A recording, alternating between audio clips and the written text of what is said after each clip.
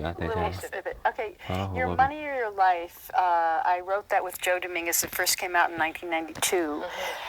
It's based on a seminar that we did from 1980, which is based on a way of life we lived in the 70s, which is based on a program that he developed in the 1960s for his own early retirement. He was one of those geniuses of the ordinary and of reality. He saw things just the way they were, and when people believed that something else, when people said, "Here's my pet rabbit," and you say, like, there is no pet rabbit, well, that was money for Joe. Everybody said money is so important. Money, was like success and fame, and he said, there is no rabbit there. He said, what's money really? And why is everybody so engaged in spending their whole lives in what he called making a dying? Because at the end of the day, you're not more alive than you were at the beginning. So you're not making a living, you're making a dying. So a dying. Yes. So anyway, so he did this for himself. He had no intention of teaching or developing some big program and becoming famous. And I was one of the first people out of the gate to recognize, this is a way that I cannot have to fit my square peg in the round hole or my round peg in the square hole of reality as it's presented to me. Selling my time, talent, love, creativity to somebody else. For peanuts. Can I live a life according to my own best lights? And so I adopted it, and eventually we started teaching because people were very curious about why we didn't live the way they lived. So that's the history of it. So it's been around a long time, time-tested. As a book, it was a New York Times bestseller. It was 5 years on the Business Week bestseller list. It sold 1 million copies. I think it's in 12 or 13 languages now. Wonderful. And it's very, very simple and straightforward. It's a 9-step program for tracking and evaluating the flow of money and stuff through your life. Asking the question is, how am I investing my life energy, the hours of my life, to get the money that I need to buy the stuff that I have? And is how I'm investing my life energy getting me a life I love, the life I want? Is the game worth the candle? And it's a systematic way to ask that question. It's not just some sort of, you go off for a weekend with your journal and ask it. It's day by day. Your object of meditation in this is the dollars that flow through your life and the stuff that flows through your life. So as you buy something, whether it's the latte or the new electric bicycle. I just bought a new electric bicycle. Whatever you buy, you actually translate that purchase into, how many hours of my life did I invest in this? And is this how I want to spend my life? It really cracks through the whole set of assumptions about, well, we're all going to, earn and spend and earn and spend and earn and spend, and then we'll retire, and then we'll, there's a whole miasm around money. And we do live in a culture that encourages us to expand our desires, expand our bundle of stuff, fill our garages. People now buy things on eBay and have them delivered to their storage lockers. But it's all part of that more is better mentality. So this program gives you the tools to just on a daily basis crack through those assumptions, crack through that sort of pet rabbit, that isn't there. And often what people do is they'll drop, if they actually follow it, really integrate into their lives, they'll drop 20 to 25% of their expenses. We did. We cut it probably close to half. Wow. And we realized that that question, when you look at it at the end of each month, I spent that much for my ice creams. Did I get that much time's worth of enjoyment worth it? Or as the Gazingas pins that Joe identified, my little pet thing that I want to spend money on. And when you start to shift to looking at what you buy in terms of the life energy it took, the hours I had to spend at work doing something I don't love and commuting and having to dress the way I was, all of the costs of doing that, it was like highlighted what really do I want to put that energy to. And for me, the carrot of saying, I could retire early and not have to be doing this forever was a big carrot. Exactly. Big carrot. Yeah, it was called Transforming Your Relationship with Money and Achieving Financial Independence. That's right. And that is a big carrot. At the same time, I don't think it's the only carrot. Yes. It's a big carrot. It's not the only carrot. Because for me, if people could merely pierce through the assumptions around their identity as an economic being. If I have money, I'm good. If I don't have money, I'm bad. If I have money, I'm good. Not only am I good, I'm thinner and I'm more beautiful. And if I lose my job, and people will love me. Exactly. And sure. If we could just shed that and see money as something that flows through our lives at our own initiation. It doesn't, and that. What makes life worth living? It's not like, the best things in life are free. Some of them are. But what makes life worth living is some of them require money, but many of them don't. And we try to buy non-material wealth with money. We try to buy happiness by buying a car. We try to buy love by whatever, dressing by getting right or dressing whatever. right. Yeah. And so we're so confused. If people could simply, I just say that's the baseline financial independence. You could get financially independent monetarily, but if you don't go through that questioning process, it'll just evaporate. You'll go back to accumulation again. Sure. So. Yeah. I think what I loved about the work, the 9 steps, is that they were all sensible and they weren't hard, and it unwound the mystery about money. Exactly. Just without a lot of abstract talk about it. Right. I love how you said that. It unwound the mystery around money. That's what I think that the 9-step program does. And it is. It's very simple. It's just, you get square with, how much money have I brought in my life. You do a balance sheet. But you do it because you want to discover, here I am in the middle of my money life, and I think, every time I try to get ends to meet, somebody moves the other end. People feel stuck, a victim. And if you just settle down and take a look at what have I brought in my lifetime, what have I spent it on, how much do I have left, what's flowing through now, how much am I trading an hour of my life for, what's my real hourly wage? Honestly, let's take an honest, objective, kind, sort of ironic look at this whole process. And then you just do this over time, and you start to become aware that, if what a job is, it's not my identity, I'm not a victim of it, it's just what I do for money. Because I can work not for money. A lot of us do it now. Most of my work isn't compensated. I understand.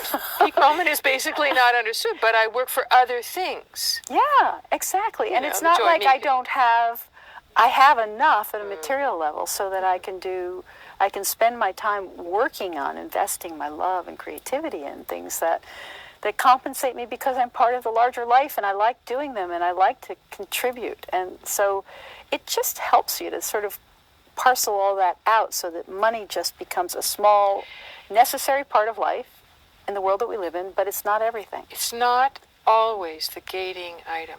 I mean, in our culture, you're right. We sort of think, I need to have the money in order to do what I want, to be who I want. And I loved it's like Joe just turned it on its head and said, be that loving person or that generous friend or be the person that walks dogs or whatever the be is, and you'll have what you'll have, and the money will be arriving. And it wasn't magical like that, but it's like shifting the inside view of it. Is simply it's a tool. The money is a tool, like there are other tools. Exactly. Like thinking positively, for example. Yeah. I love that you remember that, the be do have. Oh, yeah. Because it's so much turns on our head how we used to thinking about it. Exactly. If I have all this stuff, then I will be successful and popular and happy. And right. Except the squirrel cage wheel that you both mentioned in the book, where you get a certain level, there's enough. And that was a magic word for many of us. What is enough for me? Exactly. Not somebody else, not somebody else's, my enough. Because there's things I'm willing to live without because I get more time or more chances to walk in the woods or whatever. And I liked that self-definition of it. Yes, of what's exactly. enough. Exactly. And that really that's the sort of core that I've taken from Your Money, Your Life. That what is your enough point? Enoughness. What is that experience of enough? And how do we have that experience in every aspect of our lives? Enough friends, but not, a calendar full of appointments, where you just go from one person to the next and you repeat yourself. Or, how much is enough community service? I mean, there's some people who are junkies for community service. They can never say no to a committee. Really. Yeah. And it's like, or how much time do you have to give to your family? The demands of your grown children, 35 and 37. How much time how much is enough of everything? That's a really radical question because how much is enough food? I mean, right now I'm doing an experiment in the month of September of a 10-mile diet, which is I'm only eating within 10 miles of my home. Wow. And except for I have 4 exotics: caffeine, oil, salt, and lemons. Okay. And if I could get local vinegar, I could let go of the lemons. But it sort of turns that food thing on its head. It's like, we look at food in such an abstract way. How many calories can I have in a day? What do the doctors say? What is the food pyramid? There's so many different ways to parse food, but not in terms of what actually am I experiencing? When am I full? What fills me? Where's your enough? What's my experience? And so I'm trying with these, taking the tools of your money, your life, which is simply tracking the flow. Now, it could be tracking the flow of money, stuff, but it could be time. People track time. Take a look, every 15 minutes or every half hour, whatever they do, they just start tracking. What am I doing with my time? Because people say, I have no time. I'm always so busy, I have no time. Yeah. I'm overwhelmed, or I'm bored, or, we have an odd relationship with time. We're just so stressed about time, how it gets filled. So it just gives people the time to examine what's happening with time or food, or I have people look at their calendar. Just contemplate your calendar. What's there and why is it there? And so when you start to do this with money, using these tools like, is the game worth the candle? Who is it who thinks I need to do all that stuff? Sure. What need is being filled by saying yes to those people? What need is being filled by, chowing down this food? What am I bringing to the situation? And so you start to wake up. Anything that's observed changes. I mean, this physics is telling us this. Sure. Observation Just by changes seeing reality. It's not the same. Yeah. Exactly. Yeah, So really setting up tools to observe what's going on in your life, to see whether, as I say, the life you're living is getting you, the results that you want. I'm intrigued by your 10-mile diet because, of course, that's about eating local. Yeah. September's a good month. There's a lot of good harvests, and you live in a rural enough area where there's food here, which is very different from thinking about what's the composition of foods and so on. I'm curious what your experience of eating local is, or it's the so 10-mile great because diet. it started with a friend of mine who's a market gardener. Watched a takeoff on the Super Size Me, the Morgan Spurlock thing. Yeah. And so she said, I should have somebody do Super Veggie Me, I should and she was looking for somebody who would be willing for a month to be simply fed out of her garden. Wow. The challenge for her, could I feed somebody, really? And nobody would do it because of their gazingas pins, their gazingas foods, the gazingas pin is like, I couldn't give up wine, I couldn't live without this or that or the other thing. And so I just said, sure, because it was so natural to me, because anytime you experiment with a constraint, you're going to discover something about yourself and life. Yes.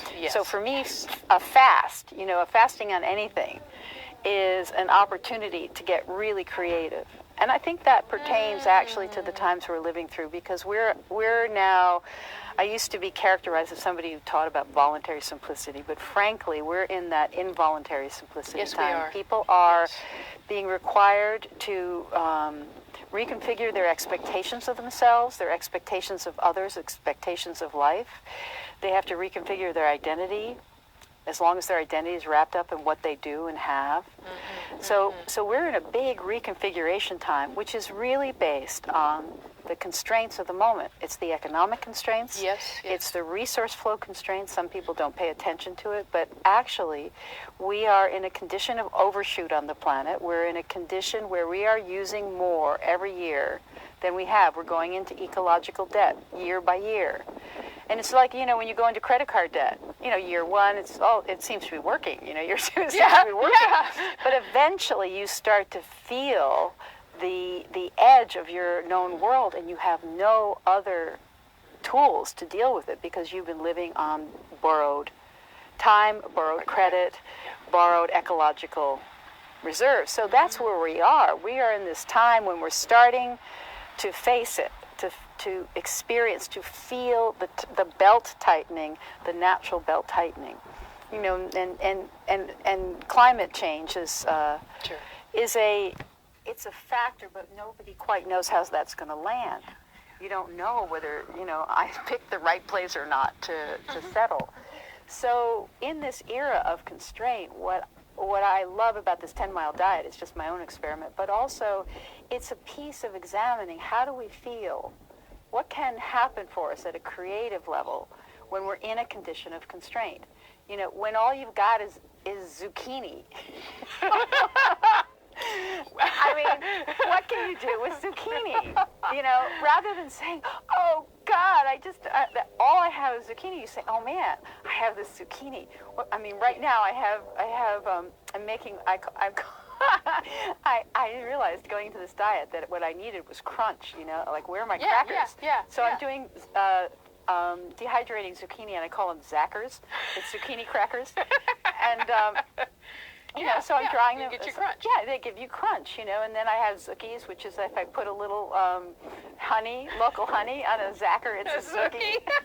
I love it. So it's all good, and I. Well, what I see in that, we can take the news of the constraints. I mean, life is built out of constraints. Exactly. I mean, you look at the natural world, part of why plants grow in particular ways is because constraints of the sun or the soil or the water and nutrient, all of that.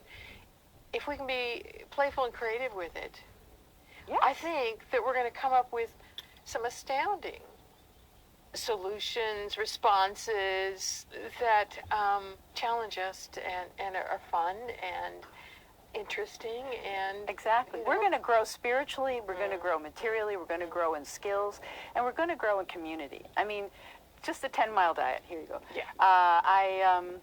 So Tricia, my friend who's supplying me, we figure about 75% is just coming from her, and she's up late at night wondering, like, can I feed Vicky? It's like, and I think there's something to it because some people say, oh, I want to grow all of my own food, but that's just an isolated experiment. What this is a relational. This is relational eating.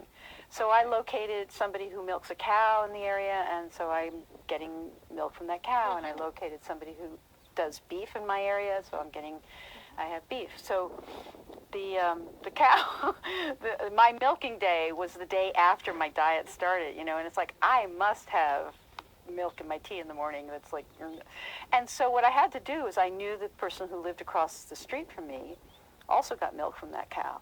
So it forced me into a vulnerability in relationship with my neighbor. And I said, hi, Sarah, can I, borrow a pint of milk until tomorrow? I'll pay you back. And so that weaves, the vulnerabilities weave community. Nice. It does. And so really, the community arises not from giving necessarily. Of course, givingness is important. It comes from the vulnerability of receiving, of being a receiver. It's a phenomenal thought. It's reciprocity. That starts the wheel of reciprocity going. And so this is what I talk about in Your Money, Your Life about financial independence. I say the first layer is the liberation of the mind. The second layer is getting out of debt, because if you're in debt and you lose your job, everything else slides out. The third layer is having savings equal to 6 months of expenses so that you have a buffer. And so when you are in that chamber between jobs, between identities, between things, you have something to tide you over. It's having reserves. And then the next layer is skills, what I'm talking about. We're going to learn how to make Zackers, whatever, or I'm probably going to have chickens in my yard eventually, just based on this. You start to learn how to take care of yourself. You start to learn, I probably could change that faucet washer myself. I probably could, repurpose this dress that I have as something else. I could probably do it. You start to see how you could apply your intelligence and creativity and talent to things. And then another layer of financial independence is community, because if you have networks of trade, then it's all about meeting needs. And as you said earlier, we have this fixation on I have a need, and between me that need and me getting that need met is money. If I don't have money, I don't get that need met. Well, then you start to see that there's so many ways that you get your needs met, and it's through this reciprocity and capacity building, skillfulness, and that is the blessing. And of course, the whole ideology of the industrial growth economy, most particularly in North America and the United States, has been to separate you from community. Like the economy grows, it's like, a couple getting married, that helps the economy. But when they get divorced, that really helps the economy, because now two whole households. It's Sure. another refrigerator, another freezer, another car. So like the more separation you can create, the more necessity people have for packing products around them to make their lives work. So as we reverse this flow, as we have a less product-oriented, less packed, less stuffed life, calendar, time, food, money, as we unpack our lives, we're going to start to discover those networks of reciprocity, and guaranteed, all studies in happiness say that happiness is relational. It strikes me that that's really where some foundational security. I mean, security's got to be a core word in here, because we've been taught the only way to be secure is you have enough money stashed away, so if something happens, you pay for some. Exactly. So it's about. But if you have your network, then of people who have other connections, that provides its own the safety net that has been shredded. Exactly. And we here, another thing I've been involved in is Transition Whidbey. It's one of the early transition town groups that we started 3 years ago. And we've developed something called the Whidbey Community Exchange, and we have a unit of measure called a Terra. And fundamentally what it is it's like an online trading network. It's like you join the community, you join the Whidbey Community Exchange, and then you're in the trading network. And so you can put anything that you need up there, and you can put anything that you have up there. And people will go into the exchange and they think, God, I need a skill saw. Does anybody have a skill saw? And there's somebody there who's willing not to sell their skill saw, but to rent it out to you, and for X number of terras. So that you do that exchange, and then you go in and you register the exchange. So you go and pay somebody in the system, and you are ranked by other traders. How was that trade? Was it an honest trade? Was it a good trade? Did it work? Did it not work? And so we're building a trading system with this unit that, you could just... It's a fictitious, it's fictitious. It's sort of like based on a dollar, but not really. Yeah. And right now, it's very, it's about 150 people, I think, who are in that trading network. But as the constraints come in, more and more people will discover that trading network. And people may not have dollars to have somebody build a sunroom on their house, but they could trade in terras. They don't have a job, they can't trade in dollars. And so it's a backup system. And actually, it says in community we trust, in one another we trust. Nice. And that's what you're living out. It's disintermediation. It's like just where can you take money out of the system? Not because it's bad, evil, and wrong, but it's because it's everywhere where it shouldn't be. And start to have relational eating, relational shopping, where, and I'm lucky. I live in a beautiful South Whidbey Island. I live in the little town of Langley.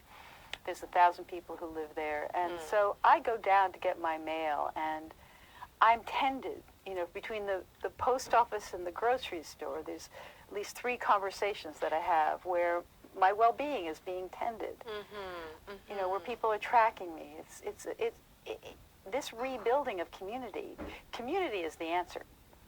And what is really nice here in our last half second, we have 10 seconds left here, is a lot of people tout community as the answer, but how we get there has been more mystified, and you've just broken down that mystery, the reciprocity.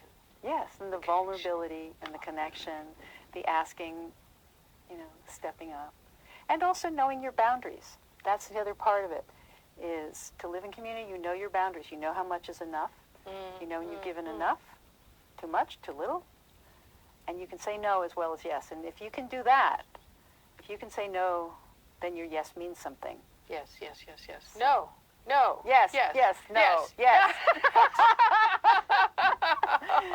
So This is wonderful. Thank you. You've given us some really juicy material for people. Yeah. You're watching Peak Moment. I'm with Vicki Robin. We're discussing enough and vulnerability and community and abundance. Join us next time.